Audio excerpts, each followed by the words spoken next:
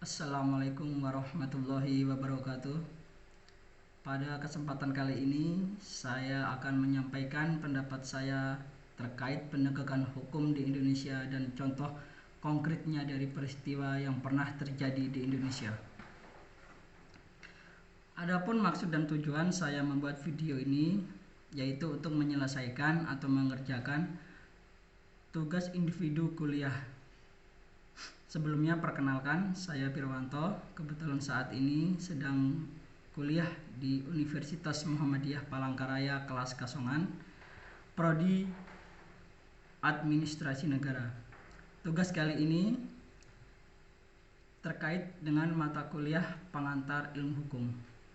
Baik, langsung saja saya sampaikan pendapat saya terkait penegakan hukum di Indonesia beserta contoh konkretnya. Menurut saya, penegakan hukum di Indonesia masih jauh dari kata ideal dan memenuhi harapan rasa keadilan masyarakat. Adanya kesenjangan hukum yang merupakan suatu keadaan di mana terdapat ketidaksesuaian dan ketidakseimbangan dalam tuntutan, vonis, atau putusan hukum yang diberikan di tengah masyarakat.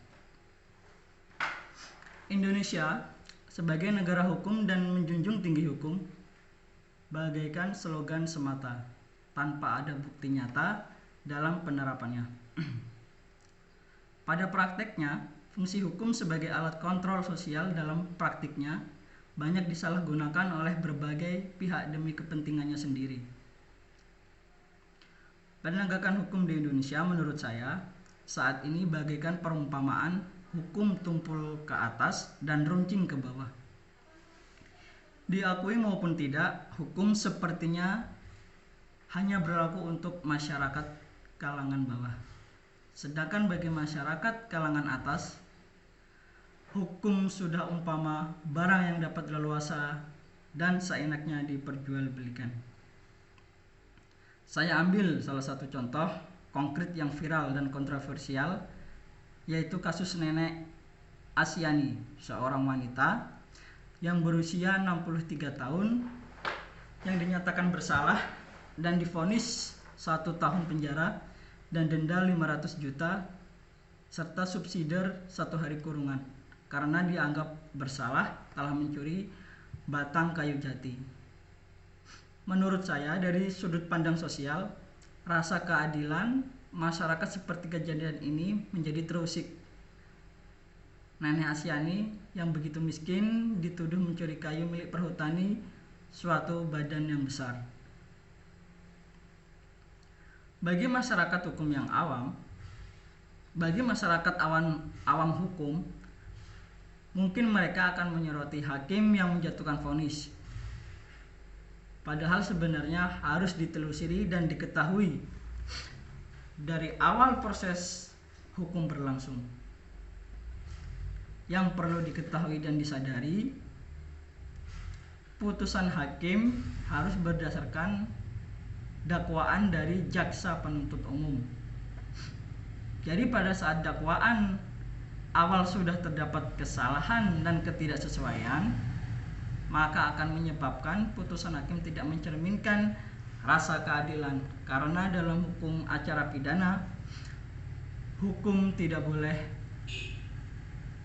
membuat putusan dengan pasal di luar dari yang didakwakan. Menurut saya, kejadian nenek Asyani adalah contoh kasus penegakan hukum di Indonesia yang dipandang tidak memenuhi rasa keadilan di antara kasus-kasus lain yang mungkin tidak terekspos. Yang saya takutkan, bila ini terus terjadi terus-menerus, dikhawatirkan di masa mendatang masyarakat tidak percaya lagi dengan proses hukum, dan pada saat masyarakat tidak lagi mempunyai kepercayaan terhadap hukum, akan terjadi kekacauan. Untuk mencegah hal tersebut terjadi, menurut saya ke depannya aparat penegak hukum harus lebih jeli dalam proses peradilan pidana.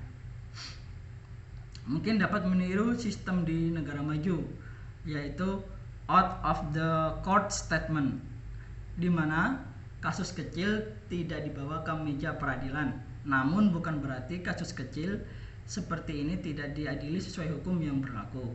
Proses hukum tetap berjalan. Selain itu juga harus kembali ke tujuannya, yaitu untuk mencari keadilan, di mana tidak ada diskriminasi. Harus ada sistem dan media yang tepat dalam menangani kasus seperti ini, agar proses hukum tetap berjalan tapi tidak mengusik rasa keadilan masyarakat. Mungkin cukup sekian pendapat saya terkait penegakan hukum di Indonesia. Apabila ada saran atau argumen pada semuanya, bisa ketik di kolom komentar. Wabillahi taufiq hidayah. Wassalamualaikum warahmatullahi wabarakatuh.